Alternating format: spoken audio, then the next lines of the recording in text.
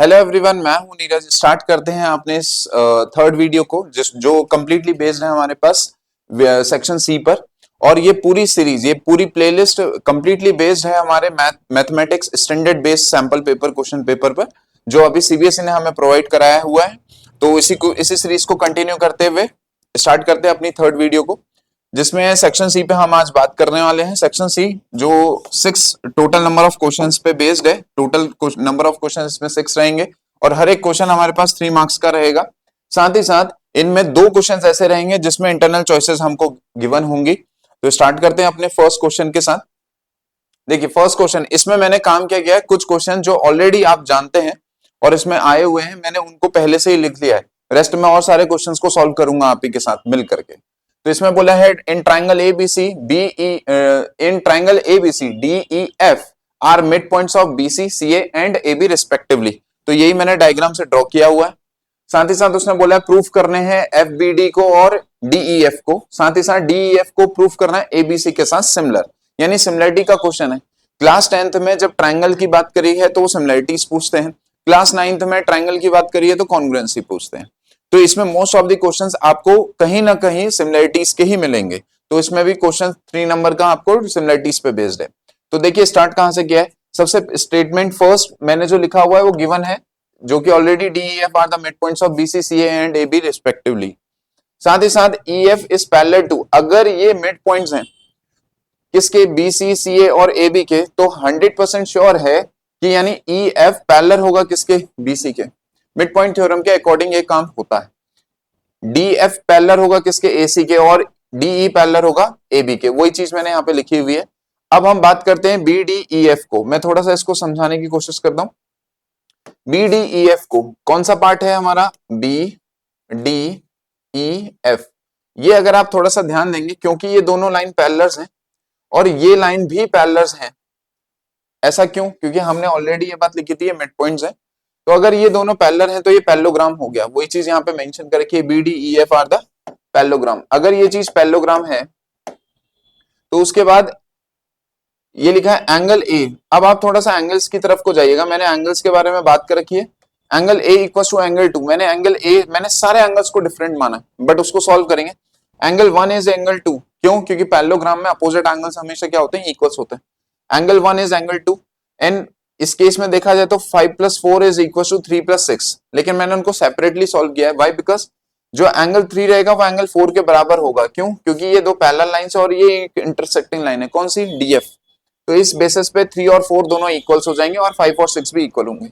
इस पूरे इक्वलिटीज को मैंने इक्वेशन नंबर 1 से डिनोट किया है।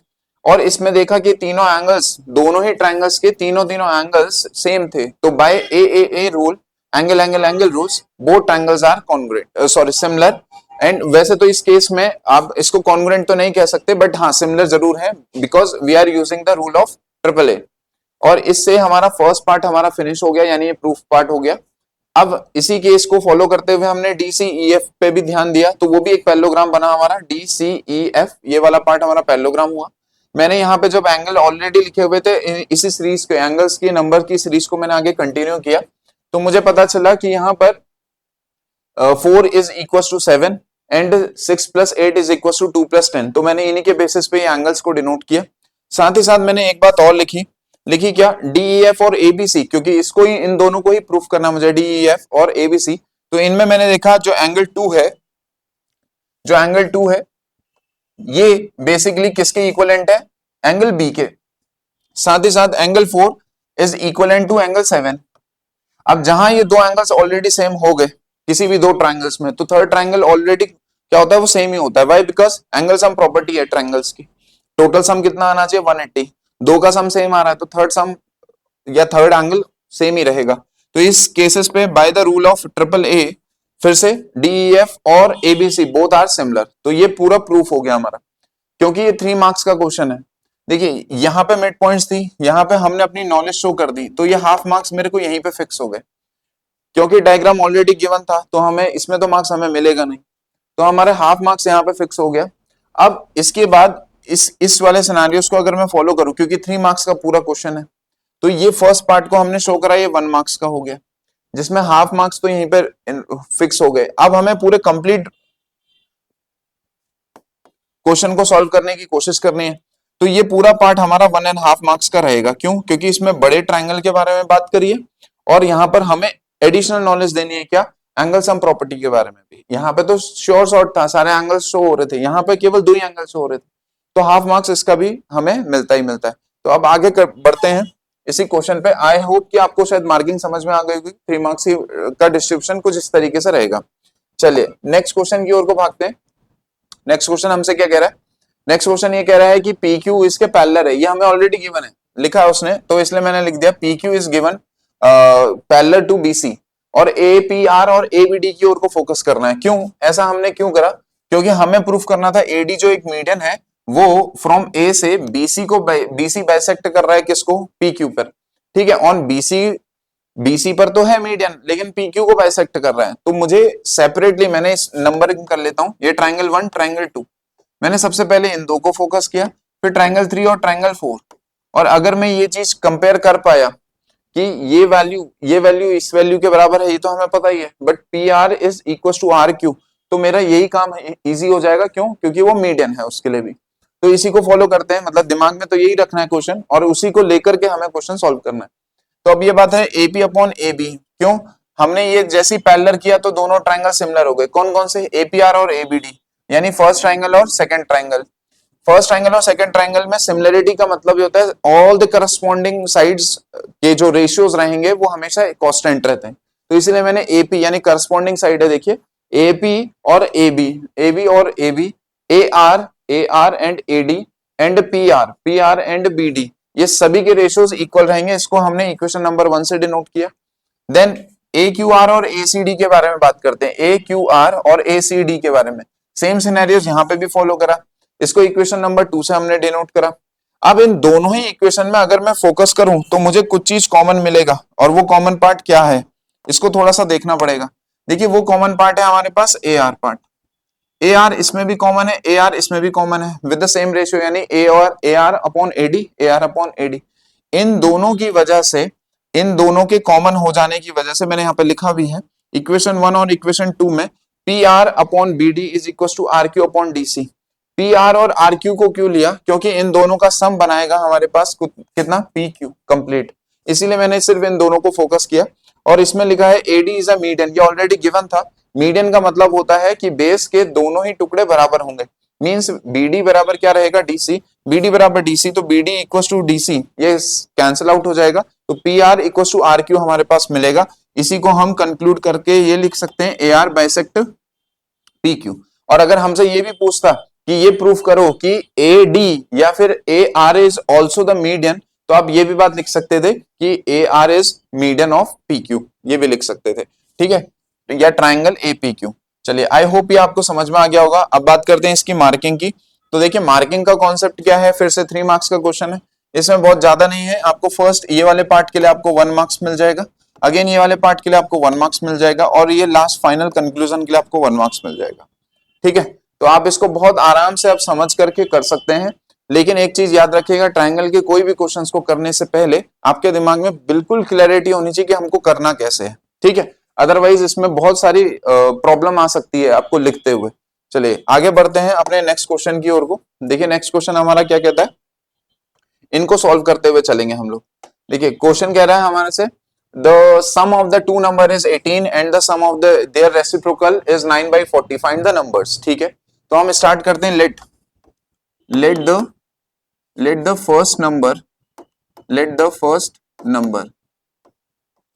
First number is equal to x।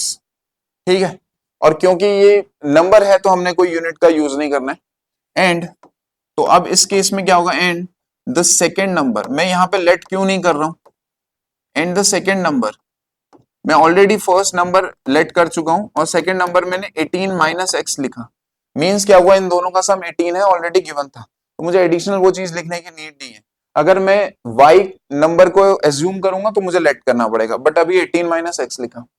Then उसने पूछा है the sum of their reciprocals, तो ATQ क्या कहता है, according to the question 1 upon x, according to the question 1 upon x plus 1 upon 18 minus x is equal to 9/40 है हमारे पास, 9/40 है। थोड़ी सी कैलकुलेशन को इजी करिएगा, मैंने लिखा यहाँ पर 18 minus x plus x upon 18x minus x square, मैंने एलसीएम यूज कर लिया, इज इक्वल टू 9 अपॉन 40। यहाँ x से x कैंसिल हो जाएगा, 9 से कैंसिल होगा, 2 into 40 is equal to 18x minus x square. ठीक है, आप क्लीन होकर के क्वेश्चन को सॉल्व करिएगा, देन आगे एक्स स्क्वायर बिल्कुल क्लीनेस रखिएगा, इसमें कहीं पे भी ऐसे कैंसिल आउट करने के जैसे एरोस का साइन कुछ यूज मत कीजिएगा, माइनस 18x और इसकी वैल्यू आ जाएगी कितना, प्लस 80 इज इक्वल टू कितना, 0। अब 80 के फैक्टर करने हैं, वो भी 18 लाना है, तो 10 इंटू 8, ये तो डायरेक्टली दिख भी रहा है मुझे, तो x square minus 10x minus 8x plus 80 is equal to 0। Now x common लेंगे, x minus 10 and minus 8 common, x minus 10। Now two factors are there, x minus 10 and x minus 8. ठीक है, so value of x is 10 और 8 आप directly लिख सकते हैं, तो x की वैल्यू 10 और 8 आ गई। Let the value of x is, let, क्योंकि हमारा लेट ऑलरेडी हो चुका है, ठीक है, फर्स्ट नंबर, तो इफ के साथ चलेंगे, if first number is equal to 8 then second number is equals to 10। ठीक है, और इसमें कोई ग्रेटर नंबर की कोई बात नहीं लिखी है, तो हम दोनों ही केसेस लिखेंगे। इफ द, मैं इसको एडिशनल लाइन वापस नहीं लिख रहा हूं, तो इसी में लिख लेते हैं, if the first number is 10 then the second number is 8। ठीक है, तो हमारे पास दो इसके आंसर्स आ रहे थे, 10 8 या फिर 8 10, हालांकि ये दोनों सेम ही है, तो इसमें फर्स्ट और सेकंड की बात नहीं लिखी है, लेकिन हमारा ये क्वाड्रेटिक बन रहा है, तो इस बात का थोड़ा सा ध्यान देना कि अगर ये क्वाड्रेटिक बन रहा है तो हमसे टीचर या एग्जामिनर हमसे ये उम्मीद करता है कि आप इसके दो आंसर्स निकालें। ठीक है, तो इस केस में हमारी मार्किंग का कॉन्सेप्ट चलता है, हमने सबसे पहले यहीं से अपनी नॉलेज शो करना स्टार्ट किया, कोई गिवन की वैल्यू बात नहीं लिखी है, तो हम इस वाले पे ये फिक्स कर सकते हैं, ये हाफ मार्क्स रिजर्व करता है। इसके आगे की कहानी, ये इक्वेशंस बनाना और इक्वेशंस बना करके क्वेश्चंस को सॉल्व करना, ये 1.5 मार्क्स हमारे पास करेगा ही करेगा, इवन 2 मार्क्स हमारे पास यहाँ रखेंगे, तो हम इसको 2 मार्क्स पे जाएंगे, ये 2 मार्क्स कैरी करेगा, तो 2.5 मार्क्स रहे, और फाइनल जो आंसर हमारे पास आया है वो हाफ मार्क्स का रहेगा। अब इसमें भी अगर आप चाहेंगे कि मेरे को और स्टेप मार्किंग के पे बात करेंगे, तो इक्वेशंस बनाने में आपको हाफ मार्क्स मिल जाते हैं, लेकिन आपको एक्चुअली से क्वेश्चन आना चाहिए, बहुत इजी सा क्वेश्चन है। चलिए आगे बढ़ते हैं अपने नेक्स्ट क्वेश्चन की ओर को। देखिए एक क्वेश्चन क्या कहता है हमारा, पॉलिनोमियल से रिलेटेड है, तो इस क्वेश्चन पे हम लोग काम करते हैं। Alpha and beta are the zeros of the polynomial, तो गिवन पॉलिनोमियल, इसको जल्दी से देख लेते हैं। गिवन पॉलिनोमियल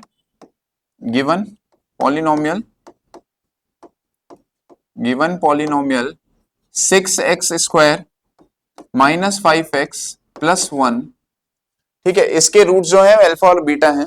ठीक, तो गिवन पॉलिनोमियल है ये, so alpha plus beta is minus 5/6 which is 5/6 and alpha beta is equals to 1/6। this is equation number 1 and this one is equation number 2। हमने सबसे पहले कंपेयर कर दिया, आप इतना भी लिख सकते हैं क्योंकि अभी अंडरस्टूड है कि अल्फा प्लस बीटा की वैल्यू क्या होती है, -b/2। ठीक है, अब इसके बाद लिखेंगे इक्वेशन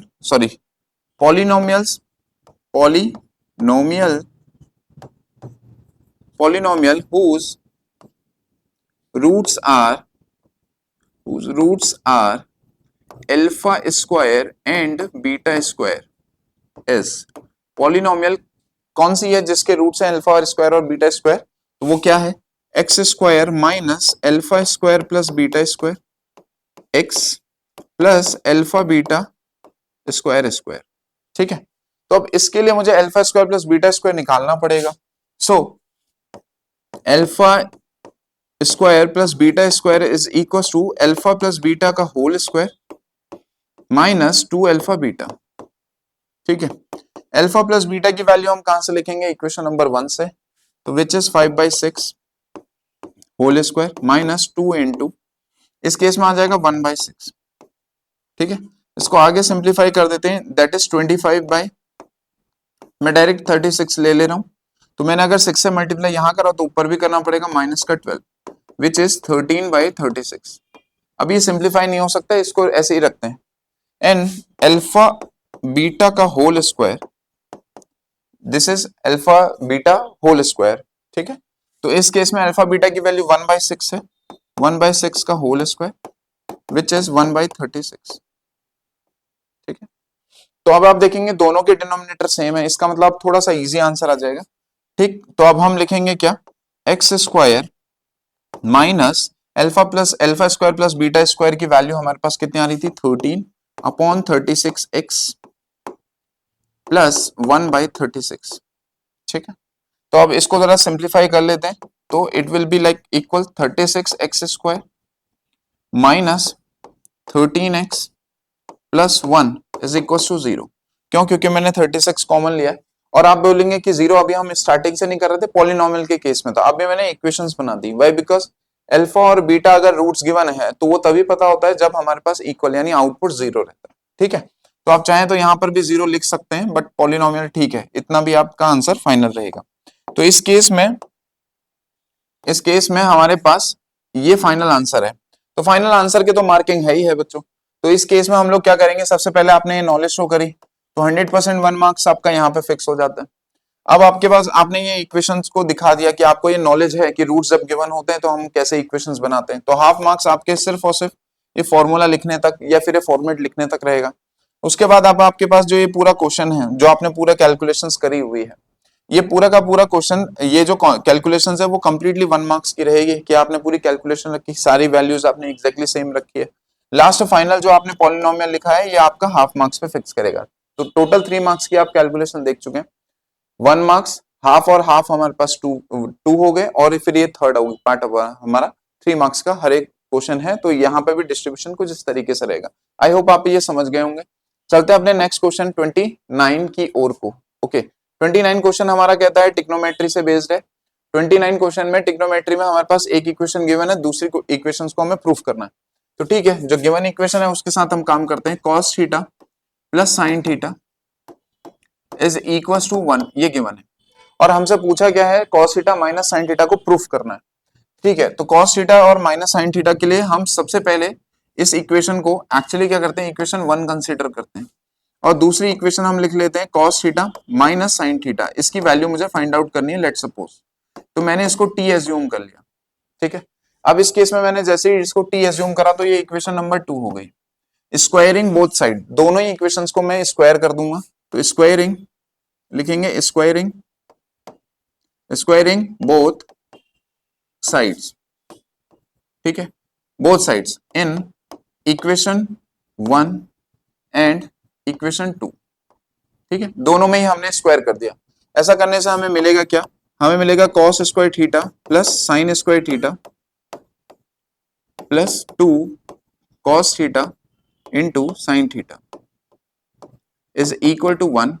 दूसरे केस में हमें क्या मिलेगा, cos square theta plus sine square theta minus 2 cos theta sine theta is equal to t square, ठीक है। अब बोथ इक्वेशंस को हम लोग क्या करेंगे, इसको इक्वेशन नंबर 3 कंसीडर करा, इसको इक्वेशन नंबर 4, ठीक है। देन अब हम क्या करेंगे, हमें हमारे लिए चैलेंज ये वाला पार्ट है, क्योंकि इसकी ऑलरेडी वैल्यू हमें 1 मालूम है। तो हम क्या करेंगे, हम करेंगे ऐड इक्वेशन 3 एंड 4, इक्वेशन 3 और इक्वेशन 4 को हम क्या करने वाले, ऐड करने वाले। इससे क्या होगा, 2 cos square theta plus sine square theta is equal to 1 plus T square आ जाएगा, ठीक है। और अब हम लिख सकते हैं यहां पर cos square theta plus sine square theta is equal to 1, और ये हमें मालूम है, ये हमने बताया टीचर को कि ये इसके थ्रू मैं नेक्स्ट स्टेप में जो काम करने वाला हूं ये कंप्लीटली 1 हो जाएगा। 2 into 1 minus 1 is equal to t square, answer will be 1 equal to t square. हमें टी की वैल्यू चाहिए थी, दैट इज प्लस और माइनस 1। आई होप अभी ये क्लियर हो गया होगा। मैंने इसमें इतने सारे स्टेप्स जानबूझ के यूज करे क्योंकि 3 मार्क्स का क्वेश्चन है। अब आप सोचो आप ये 2 या 3 लाइन में खत्म कर देंगे तो चाह करके भी एग्जामिनर आपको दे नहीं पाएगा। तो इसलिए थोड़ा सा एडिशनल आप लिखिए, जहां पर कम लिखना होता है तो वहां पर थोड़ा सा जितनी भी आप लैंग्वेज बनाना चाहें बना सकते हैं। चलिए स्टार्ट, अब बात करते हैं इसकी मार्किंग पर। मार्किंग इसकी किस तरीके से होगी, क्योंकि हमने ये सब गिवन पार्ट है तो हमने इसमें तो हमें मार्किंग नहीं मिलने वाली। हमें जो नॉलेज, हमारी जहां नॉलेज शो होनी शुरू होगी, यानी स्क्वायरिंग बोथ साइड से कॉन्सेप्ट यहाँ पे अब डेवलप होना शुरू हो जाएगा। जैसे हमने 2 लाइन लिखनी स्टार्ट करी, हमने स्क्वायरिंग करी और हमने लेट भी करना स्टार्ट करा, ठीक है। आप चाहें तो इसमें लेट भी वर्ड यूज कर सकते हैं, यहाँ पर करना ही पड़ेगा क्योंकि हमने टी लिखा है, लेट हमें निकालना ये था। तो अब हमें मार्किंग की बात है, तो यहाँ से हमारे हाफ मार्क्स हमें यहाँ पे मिल जाएगा क्योंकि हमने लेट करा है, ठीक। उसके बाद हमने ये बोथ साइड स्क्वायरिंग कर दी और फिर ऐड करने की कॉन्सेप्ट करें, तो 1.5 मार्क्स आपको यहीं पर ही मिल जाएगा। क्यों? क्योंकि क्वेश्चन एक्चुअली बहुत छोटा है। अब आपने इसका फॉर्मूला भी लिखा हुआ है कि मुझे फॉर्मूला मालूम है, ठीक है, तो अब हमारे पास 2 मार्क्स तो हो ही गए। तो जब आपने फॉर्मूला मेंशन किया और ये वाली डिटेल आपने लिखी, तो ये हाफ मार्क्स ये फिक्स करने लगी। और फाइनली जब आपने प्रूफ कर दिया कि टी की वैल्यू टी ही हमने एज्यूम करा था, cos theta minus sin theta, तो हाफ मार्क्स यहाँ पर भी आपको मिलना शुरू हो जाएंगे। इस केस में इतना ही आपको वो काम करके दे सकता है। तो अभी ओवरऑल हमारे पास मार्किंग देख लेंगे, हाफ और 1.5, 2 मार्क्स ये हो गए और ये 3 मार्क्स ये हो गए, ठीक है। तो ये इसमें सिर्फ और सिर्फ फॉर्मूले का नहीं है, इसमें एक्चुअली स्टेप्स भी इंक्लूडेड है, ठीक है। डिपेंड करता है कि आप उसको किस तरीके से लिखते हैं। चलिए आगे बढ़ते हैं अपने नेक्स्ट क्वेश्चन की ओर को। देखिए नेक्स्ट क्वेश्चन हमारा कौन से टाइप का क्वेश्चन है। नेक्स्ट क्वेश्चन है, the minute hand of a wall clock is 18 centimetre long, find the area of the face of the clock described by the minute hand in 35 minutes. तो इसको थोड़ा सा समझने की कोशिश करते हैं बाय द डायग्राम। ये है क्लॉक, इस क्लॉक में हमारे पास टोटल कितने होते हैं, 360 डिग्री में रोटेशन होता है और टोटल 12 पार्ट्स हैं। यानी अगर मैं बात करूं ये 5 मिनट के चार्ट के लिए, आप ये डायग्राम बना भी सकते हैं, नहीं भी बनाएंगे चलेगा, लेकिन आपको समझना है इन 5 मिनट्स ये टर्न कितना ले रहा है, समझने के लिए लेते हैं 360 डिग्री में ये टोटल हमारे पास 12 स्लॉट पे चल रहा है, या फिर मैं बोल सकता हूं 12 स्लॉट्स हैं या फिर 60 मिनट्स, क्योंकि अभी मिनट का कॉन्सेप्ट है तो मिनट के हिसाब से। तो अभी 5 मिनट के अकॉर्डिंग कितना होगा, 12 से डिवाइड कर देंगे, यानी 30 डिग्री इन 5 मिनट्स, ठीक है। अब ये बात हमने अपने रेफरेंस के लिए लिखी है, तो अब ये इसको लिखेंगे कैसे, वहां पर आपको लिखना पड़ेगा कि अ क्लॉक, ठीक है, अ क्लॉक, ठीक है, a clock makes minute, minute hand, ये एक्चुअली मिनट हैंड के साथ काम कर रहा है तो हम मिनट हैंड के ही बारे में लिखते हैं, ठीक है। हम मिनट हैंड के बारे में लिखते हैं, minute hand, a minute hand of a clock makes an angle in 5 minutes, 5 minute में वो 30 डिग्री का एंगल बना रहा है, ठीक है। और जब 5 मिनट में 30 डिग्री का बना रहा है, सो इन 35 minute, in 35 minute it makes 30 into 30 degree into 7, ठीक है, 30 डिग्री इंटू 7 एंगल, डिग्री का वो एंगल बनाएगा। तो अब उसने पूछा है एरिया फाइंड आउट करना है, ठीक है। Area, the area described, the area described by the minute hand,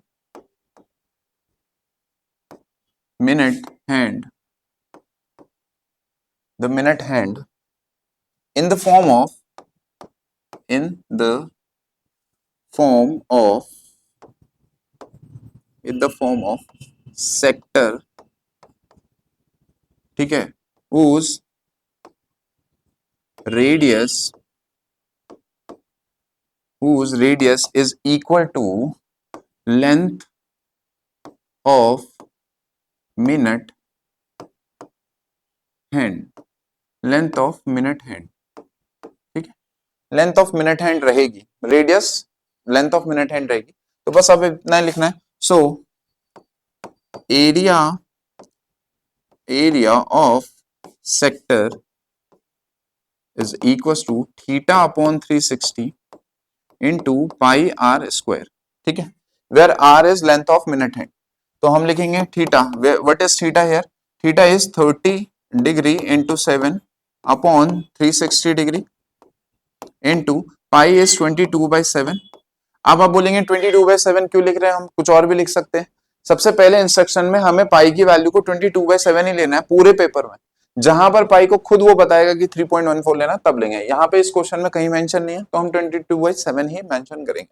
into r, what is r? R कितना है हमारे पास, मिनट हैंड पे देखिए 18 सेंटीमीटर, तो ये 18 सेंटीमीटर आ जाएगा। 18 सेंटीमीटर दैट मींस 18 इंटू 18, ठीक, सेंटीमीटर स्क्वायर लिखेंगे क्योंकि एरिया भी आपको पता है 2 यूनिट्स पे ही रहेगा। अब इसको थोड़ा सा सिंप्लीफाई करना है, 7 से 7 कैंसिल हो जाएगा, 13 से 12, तो मैं एक काम करता हूँ थोड़ा सा इसको इजी करता हूँ। 22 इंटू 12 था तो हमारे पास 3 इंटू 18 डिवाइड बाई 6, 6 से मैंने कैंसिल कर दिया इसको, ठीक है, 6 से मैंने इसको कैंसिल कर दिया था। अब मैं 2 से इसको कैंसिल करूंगा 9 टाइम्स, आप 11 टाइम्स भी 11 टाइम्स कर लेते हैं, एक काम करते हैं तो 11 इंटू 3 इंटू 18। अब आपको कैलकुलेशन 11 से मल्टीप्लाई करना आना चाहिए बच्चों। ये सभी सेंटीमीटर स्क्वायर में जाएगा, सेंटीमीटर स्क्वायर में जाएगा। ये वैल्यू आएगी 8, 9 और 1 इंटू 3 विच इज 3 से मल्टीप्लाई करेंगे 2 carry 7, 9 2 again 2 carry 594 centimetre square, ठीक है। तो अब हमारे पास हमने सब यूनिट्स का भी यूज करा है। ये मैंने अपने रेफरेंस के लिए बनाया था, आप चाहें तो बना सकते हैं बट इसका कोई बहुत ज्यादा यूज है नहीं। तो हम लोग बात करते हैं इसकी मार्किंग पर। आई होप ये क्वेश्चन भी आपको समझ में आएगा कैसे हमने लिखा है, ठीक है। यहीं से हम अपनी नॉलेज शो करना शुरू करते हैं। 3 मार्क्स का क्वेश्चन है तो ऑब्वियसली बात है जो भी चीज आपने लिखी है यहाँ से यहाँ तक आपको 1 मार्क्स तो 100% मिल जाएगा। क्यों? क्योंकि आपने इसमें वो हमारे पास फॉर्मूला भी हमने इंक्लूड कर दिया। अब रही बात इस कैलकुलेशंस की, और याद रखिएगा जितना इजी क्वेश्चन है तो वो कैलकुलेशन पे बहुत ध्यान रखेंगे। आपका फाइनल आंसर 594 ही आना चाहिए, उसमें अप्रोक्सीमेट नहीं होना चाहिए, ठीक है, क्योंकि इजी क्वेश्चन है, फॉर्मूले पे बेस्ड है। तो अब ये 1 मार्क्स हमारा यहाँ पर रहेगा, ठीक है, और 1 मार्क्स 1.5 मार्क्स आपका ऑलमोस्ट इस पूरी कैलकुलेशंस पे याद रखिएगा कि ये पूरी कैलकुलेशन पे रहेगा। तो लास्ट पार्ट जो हमारा ये यहाँ पे इंक्लूड रहेगा, लास्ट पार्ट जो हमारी है जिसमें हमने आंसर लिखा है और उसकी यूनिट्स लिखी है जो बिल्कुल करेक्ट है, तो इस केस में इसका हाफ मार्क्स रहेगा। तो आई होप ये बात समझ गए होंगे। इसमें डायग्राम का कोई रोल नहीं है, तो डायग्राम हमारे पास बस एडिशनल है अपने रेफरेंस के लिए। 1 marks 1.5 marks that means 2.5 marks और हाफ मार्क्स यहाँ पर है, तो 3 मार्क्स हमारा इस तरीके से डिस्ट्रीब्यूट होगा इस टाइप के क्वेश्चन में, ठीक है। तो अब चलते हैं 30th का बी, यानी ये इंटरनल चॉइस का सेकंड टाइप का क्वेश्चन है। देखते हैं इस वाले क्वेश्चन में हमको क्या गिवन है। AB is a cord of a circle, ये सर्किल से एसोसिएटेड, वहां भी ये सर्किल पे था, यहाँ पे भी सर्किल है। तो अब इस केस में हम सर्किल का डायग्राम बनाएंगे। देखिए सर्किल बनाए रखा है, centre at O such that AOB is 60 degree. Okay, तो अगर ये O पार्ट है और मैं इसको A मेंशन कर दूं और ये B मेंशन कर दूं, A ये O पार्ट है और ये 60 डिग्री है, ठीक है। तो अभी मैं आगे क्वेश्चन नहीं पढ़ रहा हूं, तो मैं जनरली क्या कर रहा हूं, मैंने AB को ज्वाइन करा दिया। ऐसा ज्वाइन कराया तो ये भी 60 डिग्री हो जाएगा, यानी इक्विलेटर ट्राइंगल होगा, और ये भी 60 डिग्री हो जाएगा, इक्विलेटर ट्राइंगल होगा इस केस में, ठीक है। आगे बोलते हैं इफ OA इक्वल्स टू 14, अगर ये 14 पार्ट है, ये भी 14 होगा, क्यों? क्योंकि ये रेडियस है, रेडियस है। Then find the area of the minor segment, segment का एरिया पूछ रहा है, यानी उसने हमसे क्या पूछ लिया, हमसे उसने पूछ लिया ये वाले पार्ट की वैल्यू। अब इस पार्ट का एरिया पूछ रहा है, शेडेड पार्ट का एरिया। अब शेडेड पार्ट का एरिया के लिए फिर से वही चीज हम जाएंगे जो गिवन है, अपने रेफरेंस के लिए हम लोग यूज कर सकते हैं, ठीक है। रेडियस ऑफ अ सर्किल हम डायरेक्ट लिखते हैं, radius of a circle, radius of a circle r is equal to, इस केस में हमें रेडियस ऑफ अ सर्किल कितनी गिवन है, 14 सेंटीमीटर, 14 सेंटीमीटर, ठीक है। और कुछ हमें गिवन है, हाँ, एंगल ए ओ बी हमको गिवन है, दैट इज 60 डिग्री, ठीक है, ये 60 डिग्री हमें गिवन है। और कुछ हमें पता है नहीं, अभी इसके अलावा और कुछ जरूरत भी नहीं है अभी, तो हम लिखेंगे area, area of a segment. अब सेगमेंट को हमें मेंशन करना पड़ेगा, सेगमेंट हमारा कौन सा है, segment by chord A B, ठीक है। अब इसका हमें एरिया फाइंड आउट करना है, तो हम लिखते हैं एरिया ऑफ सेगमेंट क्या है, देखो area of segment A B, area of segment by the chord of A B के द्वारा जो बना हुआ है, which is equal to area of क्या, सेक्टर ऑफ ए बी, पूरे ए बी से जो सेक्टर बना है कंप्लीटली, ठीक है, यहां से यहां तक पूरा, minus area of triangle A O B, और ए ओ बी हमारा क्या है, इक्विलेटरल ट्राइंगल है। अब आपने ये फॉर्मूला लिखा है, तो अब हम area of sector A B के बारे में बात करेंगे, which is theta upon 360 pi r square, ठीक है, theta upon 360 pi r square, minus area, इस केस में इक्विलेटरल ट्राइंगल है तो कितना आ जाएगा, √3a बाई आर स्क्वायर, यहां पर जो साइड है वो ए ही है, ठीक है। अब ये आप बोलेंगे इक्विलेटरल ट्राइंगल, क्योंकि हमने बोला कि सबकी एंगल्स क्या है, सेम है। अब आगे की कहानी क्या रहेगी, थीटा के प्लेस में हम लोग 60 डिग्री लिखेंगे, 60 अपॉन 360 डिग्री, तो पाई की वैल्यू देखिए फिर से, इसमें इस केस में कहीं पर भी पाई को लिखा नहीं है उन्होंने, 3.14, तो हम 22/7 मेंशन करेंगे, इनटू आर, आर की वैल्यू हमारे पास कितनी थी, हमने लिखी थी 14, तो 14 का स्क्वायर माइनस √3/4, 14 स्क्वायर। अब ये थोड़ी सी कैलकुलेटिव है, तो इसको चेक करते हैं, कैलकुलेशंस देखिए बनाते हैं, ये आ जाएगा 1/6, ठीक है, 1/6 हुआ और 7 से कैंसिल होगा, तो मैं इसको थोड़ा सा लिख रहा हूँ, 22 इंटू 7 से कैंसिल करा एक 14 को, तो वो बन जाएगी 2, और इस केस में हमारे पास एक और 14 बचेगा, बट नीचे हमारे पास जो वैल्यू आने वाली है वो आने वाली है 6, ठीक है, और माइनस इस केस में √3 की वैल्यू हमें गिवन है 1.73, ठीक है, इनटू 4 से एक बार 14 कैंसिल होगा 7 टाइम, दूसरा 14 भी कैंसिल होगा 7 टाइम, ठीक है।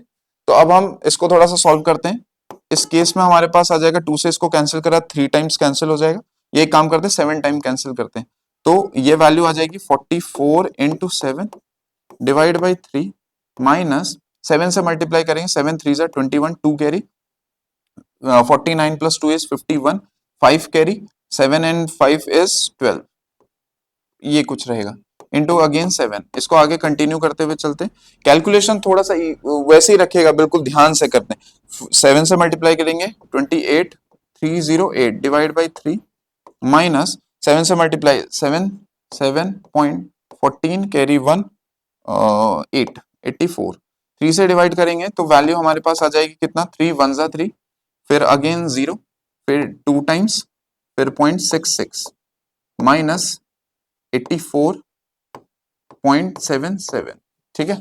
अब इसको और सिंप्लीफाई कर लेते हैं, तो ये वैल्यू हमारे पास आने वाली है, 6 से कैंसिल हो जाएगा, ये आएगा 9 टाइम्स, और यहाँ पे बच जाएगा हमारा 5, और दैट इज 8 पॉइंट, ये हो जाएगा 101, 84 में 16 प्लस 1 इज 17, 17.89। अब बात यह है कि किससे फॉलो हो रहा है, आर की लेंथ, ये सब सिर्फ और सिर्फ आर पे बेस्ड है, क्योंकि और सब कांस्टेंट टर्म्स है, तो आर की जो यूनिट है दैट इज सेंटीमीटर, तो final will be centimetre square. आप चाहें तो कंटिन्यू भी कर सकते हैं या फिर आप लास्ट में भी लिख सकते हैं, ठीक है। तो आप इसमें भी यहाँ पे अब बार बार लिखने में थोड़ा सा हो सकता है कि शायद बीच में मिस्टेक्स ना हो जाए, बट ऐसे ही लिखेंगे। अब बात करेंगे इसकी मार्किंग का, देखिए मार्किंग कैसे रहेगी हमारे पास, इनिशियली आपने ये सब गिवन पार्ट है, तो आप इस पे तो आप बिल्कुल भी उम्मीद ना करें कि आपको इसमें मार्क्स मिलेंगे, लेकिन हाँ यहाँ से बिल्कुल स्टार्ट हो जाएगा, क्यों, क्योंकि आपने आप एरिया के बारे में बात करनी शुरू कर दी है, तो आपको यहाँ से सिर्फ और सिर्फ इतना सा लिखने में आपको 1 मार्क्स मिल जाएगा, ठीक है, 1.5 मार्क्स, क्योंकि आपने थोड़ा ये भी लिखा है तो इसमें भी हाफ मार्क्स डिजर्व करते हैं, और ये आपने एरिया ये फॉर्म हमारा डायग्राम बनाया तो हाफ मार्क्स तो ये डिजर्व करता ही है, 1.5 मार्क्स रहेगा ही रहेगा। उसके बाद आपकी कैलकुलेशन का पार्ट है, ये बॉडी पार्ट है, ठीक है, 1.5 मार्क्स यहाँ पर रहा, तो 1.5 मार्क्स के बाद ये पार्ट 1 मार्क्स पूरा कैरी करेगा, पूरी कैलकुलेशन, और फाइनल आंसर जो विथ यूनिट्स, तो आपने ये लिखी है, ये हाफ मार्क्स रहेगी। तो इस हिसाब से हमारा मार्क्स का डिस्ट्रीब्यूशन रहेगा। अगर कोई बच्चा डायग्राम नहीं बनाता, क्योंकि उसने ऐसा नहीं लिखा है कि ड्रॉ द डायग्राम या ड्रॉ द सर्किल, ऐसा कुछ मेंशन नहीं किया, तो आप इसको स्किप भी कर सकते हैं, तो आपको इतने में भी आपको मार्क्स मिल जाएंगे, वाई, बिकॉज फिर ये हाफ मार्क्स आपका यहाँ फिक्स हो जाएगा गिवन पार्ट वाले पे, ठीक है। तो देखिए मार्क्स का डिस्ट्रीब्यूशन कैसे है, 1 एंड 1 2, और ये हाफ हाफ है, तो ये 3 मार्क्स हो गए। आई होप ये क्लियर हो गया होगा। 30th क्वेश्चन का सेकंड पार्ट हमने सॉल्व कर दिया। चलते हैं अपने लास्ट क्वेश्चन की ओर को, और लास्ट क्वेश्चन ये तो सबसे पहला ही चैप्टर का है हमारा रियल नंबर्स का, और ये बहुत इजी है, तो मैंने इसलिए इसको पहले से ही लिख दिया। इसको बस थोड़ा सा डिफाइन कर देता हूँ। ये लेट √3 बी और रैशनल नंबर, हम ऐसा अज्यूम करते हैं, ये कॉन्ट्राडिक्शन मेथड का फॉर्मेट है कि हम कोई भी स्टेटमेंट को जब हम कॉन्ट्राडिक्शन के थ्रू उसको प्रूफ कर रहे होते हैं, तो हम हमेशा उसका अपोजिट पार्ट लेते हैं, यानी इरेशनल प्रूफ करना था तो रैशनल लेंगे। तो रूट थ्री बेसिकली इस साइन को हम लोग बोलते हैं रेडिकल साइन, और यही मेरे लिए चैलेंज है। अब इसमें अगर कुछ नहीं लिखा, इसके अंदर कोई वैल्यू लिखी है, तो मैं इसको बोलूंगा स्क्वायर रूट है। अगर इस सिर्फ ऐसा होता तो ये कोई भी रूट हो सकता था, इसको स्क्वायर रूट नहीं बोलेंगे, ये रेडिकल साइन रहेगा उस केस में, ठीक है। तो अब बात करते हैं रूट थ्री है, मेरे लिए यही तो चैलेंज था। इसको मैंने क्या करा, स्क्वायर करके कैंसिल कर दिया, और क्यू को मैंने मल्टीप्लाई कर दिया, 3q square equal to p square. P square is divisible by 3, यहां से ये दिख रहा है कि पी स्क्वायर डिविजिबल है किससे, 3 से। अगर पी स्क्वायर डिविजिबल है तो पी भी डिविजिबल होगा। वाई, बिकॉज आप खुद समझिए कि 3q स्क्वायर अगर मैंने लिखा, ये p इंटू पी जो है, यानी इनमें कोई चेंजेस नहीं आया। अगर ये 3 से डिविजिबल है तो ये इंडिविजुअल भी होगा। यही कहानी इसमें लिखी हुई है। चलिए आगे बात करते हैं। इसमें इसने आगे बोला है क्या, so that this let p equal to 3x consider कर लिया, और सेम हमने यहाँ पे रखा किसमें, इक्वेशन नंबर 1 पर, और यहां से भी हमें सेम ही चीज मिली क्या, q square is divisible by 3, so that q also divisible by 3।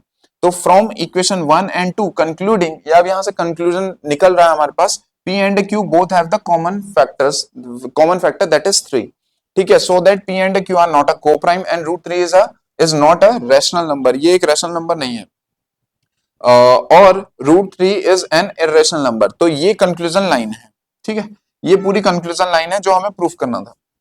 अब ये पूरे स्टेटमेंट पर आप लोगों को ये पता होना चाहिए, ये वैसे मैं आपको जब हम क्लास की वीडियो पे जाएंगे, मैं आपकी क्लास की वीडियो को भी इसमें अपलोड करने वाला हूं क्या। अभी तो ये सैंपल क्वेश्चन पेपर है, इसके बाद क्लास की वीडियो, कहने का मतलब है फर्स्ट चैप्टर के मैं सुपर क्रैश कोर्स को मैं लॉन्च करूंगा, जिसमें आप पूरे के पूरे वीडियोस को, पूरे कॉन्सेप्ट को आप एक ही वीडियो में देख पाएंगे। तो उसमें मैं आपको ये बताऊंगा भी कि P एंड Q को प्राइम हम क्यों मेंशन कर रहे हैं, ठीक है। हम डायरेक्टली P और Q को लिख देते हैं। याद रखिएगा, जब कभी भी, यहां पे भी समझ लीजिए, जब कभी भी आप कोई भी वेरिएबल इंट्रोड्यूस करते हैं तो उसके नेचर को डिफाइन करना जरूरी होता है। अब रैशनल है तो रैशनल में P और Q का होना जरूरी है, और उसने बोला कि को प्राइम ही क्यों होना चाहिए, और फिर Q is not equal to 0, ये कंडीशन है। बिकॉज अगर P अपॉन Q में किसी को भी मैं लिखूंगा और डिनोमिनेटर ही मैं 0 कर दूं सपोज, तो ऐसे तो कभी भी कोई भी नंबर डिफाइन ही नहीं हो पाएगा। इसलिए उसने ये कंडीशन लिखी है कि Q is not equal to 0 होना चाहिए, साथ ही साथ P और Q के बीच में कोई भी कॉमन चीज नहीं आनी चाहिए। अगर कोई भी चीज कॉमन चीज आई तो फिर रैशनल यानी रेशियो नंबर थोड़े ना बन पाएगा। आप खुद सोचिए कि अगर मैंने आपसे बोला 15 और 18 है, कि इनका रेशियो निकालिए, इनका रेशियो फाइनलाइज करके क्या आएगा, 5/6 आएगा। तो ये तो रेशियो वैल्यू है, ये ओरिजिनल वैल्यू है। तो ऐसे हमें ओरिजिनल वैल्यू पे नहीं करना, हमने किस पे काम करा, हमने बोला रैशनल है तो यानी ये रेशियो वैल्यू बनानी है, ताकि को प्राइम हो, कोई भी इनके बीच में कॉमन पार्ट नहीं होगा, ठीक है। चलिए अब बात करते हैं इनके मार्किंग के बेसिस पे कि इनको मार्क कितना की मिलेगा। तो अब देखते हैं। देखिए सबसे पहले ये पूरे स्टेटमेंट को 3 मार्क्स में हमने डिस्ट्रीब्यूट करना है। तो हमने सबसे पहले जो ये चीज मानी और स्क्वायरिंग कर रखी है बोथ साइड, सबसे पहले इसमें तो हाफ मार्क्स मिलेगा ही मिलेगा, क्योंकि आपने ये अज्यूम कर दिया और इसमें वेरिएबल को भी प्रॉपर तरीके से आपने डिफाइन किया है। स्क्वायरिंग बोथ साइड करने से आपने 2 इक्वेशंस ड्रॉ करी हैं, तो ये दोनों ही की दोनों इक्वेशन तक आपको जो पूरा का पूरा क्वेश्चन मिलने वाला है, यहां पर आपको पूरे के पूरे मार्क्स मिल जाएंगे, यानी 2 मार्क्स आपको इतने समय मिल जाएंगे, ठीक है, 2 इक्वेशन। अब जो इसके बाद की इक्वेशन है वो तो सिर्फ और सिर्फ इसकी लाइन है, तो इसमें आपको हाफ मार्क्स मिलने के कंप्लीट चांसेस हैं। ये हो सकता है कि ये वेरिएशन ऊपर नीचे रह जाए, ऊपर नीचे मींस कि यहाँ पर आपको हाफ मिले, यहाँ 1.5 मिल जाए, और यहाँ पर आपको फर्दर और जो रेस्ट मार्क्स हैं वो मिल जाए। लेकिन मुझे जितना लगता है कि ये मेन पार्ट है। किसी भी क्वेश्चन के 3 पार्ट होते हैं। स्टार्टिंग का जो एक पार्ट होता है इनिशियली, जिसमें आप गिवन वैल्यूज के बारे में बात करते हैं या अपनी नॉलेज शो करना शुरू करते हैं। सेकंड पार्ट होता है जो बॉडी पार्ट होता है, जिसमें एक्चुअली आप कैलकुलेशंस कर रहे होते हैं या प्रूवन स्टेटमेंट्स को फॉलो कर रहे होते हैं, और लास्ट होता है कंक्लूजन पे। तो कंक्लूजन आपका हाफ मार्क्स का या फिर 1 मार्क्स का रहता ही है, और स्टार्टिंग भी हाफ। अभी यहाँ पे सिर्फ 3 ही कैटेगरीज में है, बहुत ज्यादा क्वेश्चंस पूछा नहीं गया, तो इस तरीके से यहाँ पे आपको नंबरिंग की देखने को मिल सकती है। तो इस वीडियो में हमने सेक्शन सी पे काम करा है। नेक्स्ट वीडियो सेक्शन डी पर आएगी और सेक्शन ई पर। कंटिन्यू बने रहिएगा, देखिएगा, आप इन अप्रोचेस को समझिएगा। इसी के बाद मैं बेसिक क्वेश्चन को भी लेकर के आऊंगा। Thank you for watching this video.